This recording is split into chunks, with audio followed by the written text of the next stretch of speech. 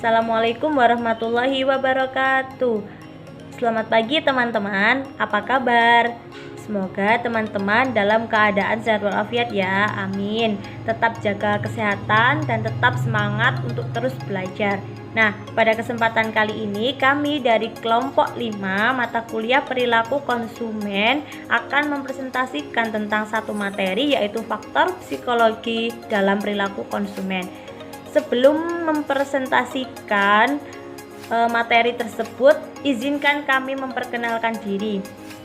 Saya sendiri yaitu Siti Nurhayati, NIM 1803211000004. Halo, perkenalkan nama saya Saiful Gazi, NIM 1803211000124. Perkenalkan, nama saya Karisma Trinika Febrianti, NIM 158. Perkenalkan, nama saya Muhammad Syifa Al-Munir, NIM 1803211000162.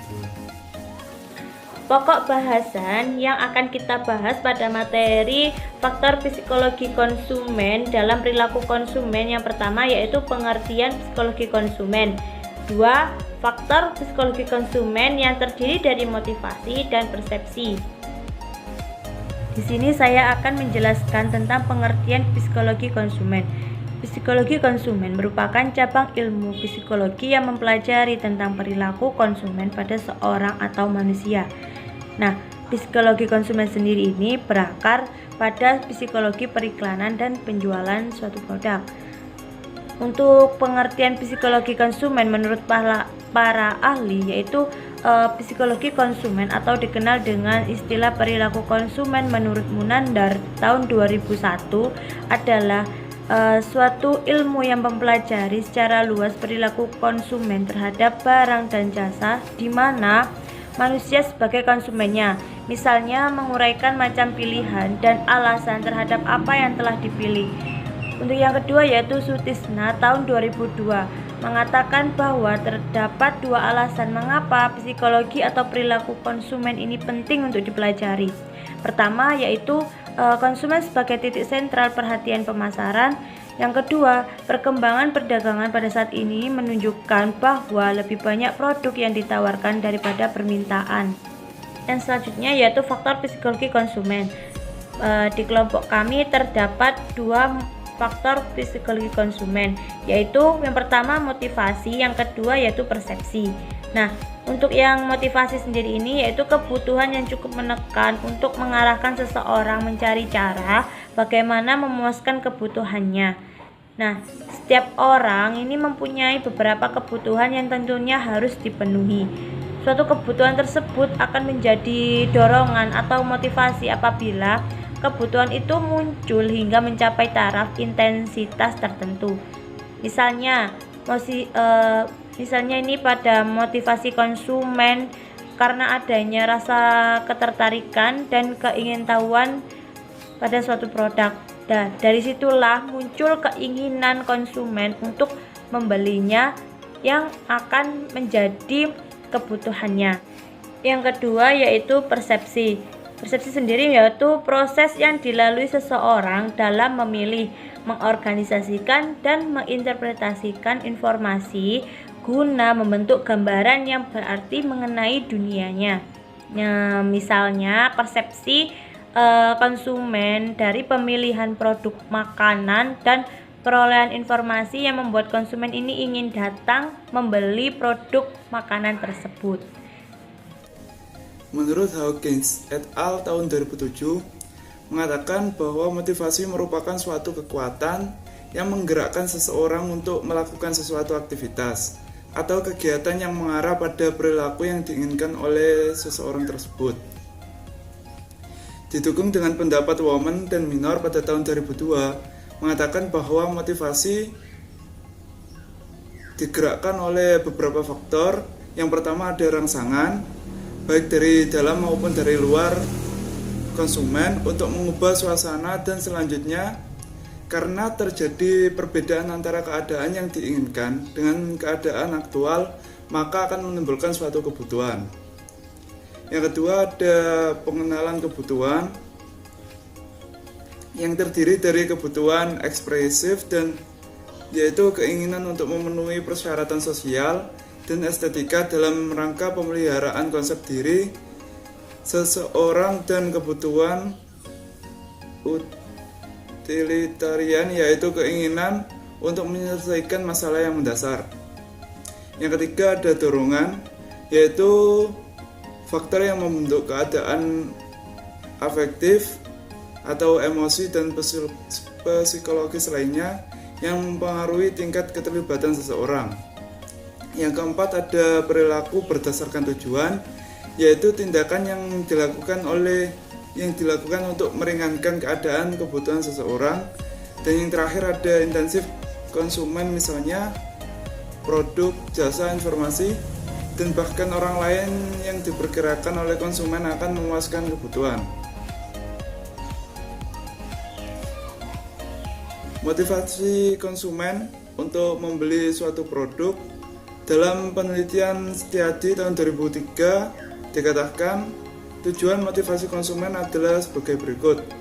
Yang pertama yaitu meningkatkan kepuasan, yang kedua mempertahankan loyalitas, dan yang ketiga efisiensi, yang keempat efektivitas, dan yang kelima menciptakan suatu hubungan yang harmonis antara produsen dan penjual dengan konsumen atau pembeli.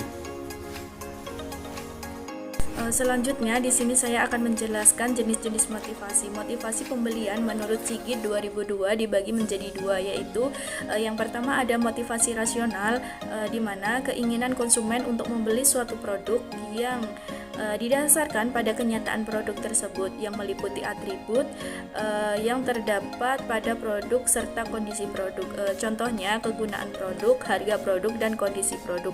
Kemudian yang kedua ada motivasi emosional, di mana keinginan konsumen untuk membeli suatu produk yang didasarkan atas perasaan atau kesenangan yang didapatkan ketika bisa memiliki suatu produk tersebut.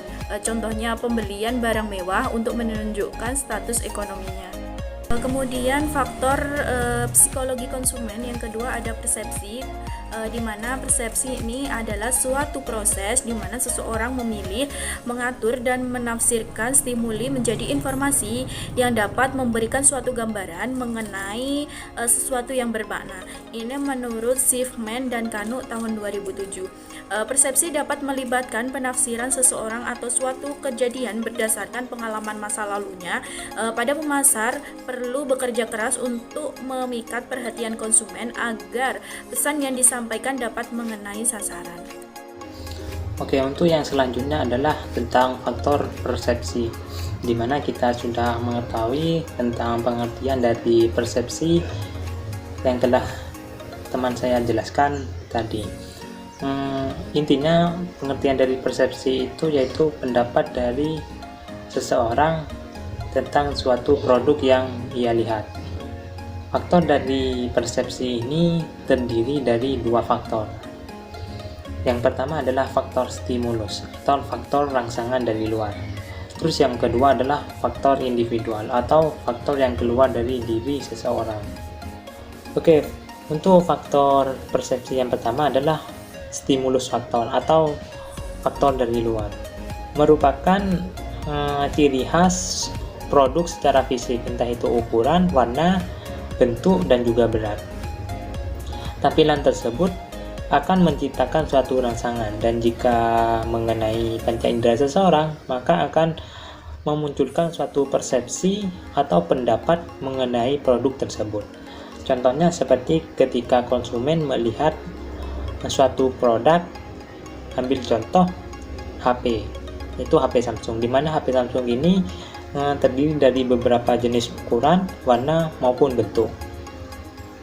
Pasti ketika melihatnya akan memunculkan suatu pendapat dari konsumen terhadap produk Samsung tersebut. Terus faktor yang kedua adalah individual faktor atau faktor dari dalam. Maksudnya yaitu bukan hanya dari ciri khas produknya, tapi juga dari si konsumennya itu sendiri, entah itu pengalaman ataupun dorongan. Sehingga ketika sudah memunculkan dorongan, maka akan memunculkan suatu harapan dari individu itu sendiri. Contohnya seperti ketika konsumen itu sudah melihat produk Samsung, dan juga di lain sisi konsumen tersebut juga pernah menggunakan HP Samsung, sehingga si konsumen akan memunculkan harapan terhadap produk itu. Oke, untuk yang selanjutnya adalah proses persepsi. Persepsi ini muncul karena adanya stimulus atau rangsangan yang mengenai panca indera dari konsumen, entah itu penglihatan, pendengaran, pembauan, perasaan, dan sentuhan. Proses persepsi ini terdiri dari 3 proses, yaitu yang pertama adalah proses seleksi, terus yang kedua adalah proses pengorganisasian, terus yang ketiga interpretasi. Oke, kita langsung ke proses seleksi. Proses seleksi biasanya diawali dengan timbulnya stimuli yang mengenai panca indera seseorang atau konsumen, sehingga akan memunculkan suatu sensasi tersendiri. Stimuli ini terdiri dari 2 faktor, yaitu faktor luar dan dalam. Faktor yang telah saya jelaskan tadi. Ada beberapa poin penting dalam seleksi ini, yaitu yang pertama adalah kekontrasan produk atau objek yang memiliki satu perbedaan pasti akan lebih diperhatikan oleh konsumen. Terus yang kedua adalah kebaruan produk. Ketika ada suatu produk yang baru, pastinya itu akan lebih diperhatikan oleh para konsumen. Terus yang ketiga yaitu intensitas. Semakin kuat intensitas suatu produk, maka akan sering diperhatikan oleh para konsumen. Terus yang terakhir yaitu ukuran atau besarnya produk. Ketika produk itu lebih banyak dari segi kuantitas, maka akan lebih sering diperhatikan oleh para konsumen. Oke, untuk proses yang kedua yaitu pengorganisasian. Setelah diseleksi, konsumen biasanya akan mengorganisasikan produk yang dilihat atau stimuli yang dirasakan. Di sini di pengorganisasian ada 2 konsep penting yang harus kita tahu, yaitu yang pertama adalah gambar dan latar belakang. Hal ini dilakukan agar rangsangan dapat diberikan makna dengan mudah. Biasanya konsumen akan menggabungkan antara gambar dengan dasar atau apa yang ada dengan konteksnya, sehingga mempunyai makna. Kemudian yang kedua adalah pengelompokan. Di sini biasanya pengelompokan terdiri dari beberapa jenis.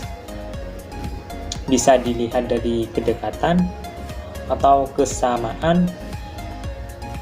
Biasanya konsumen akan mengelompokkan produk yang sama. Terus juga yang produk yang berkesinambungan, atau konsumen akan menggabungkan bagian-bagian yang terputus menjadi satu kesatuan. Oke, proses yang ketiga yaitu interpretasi.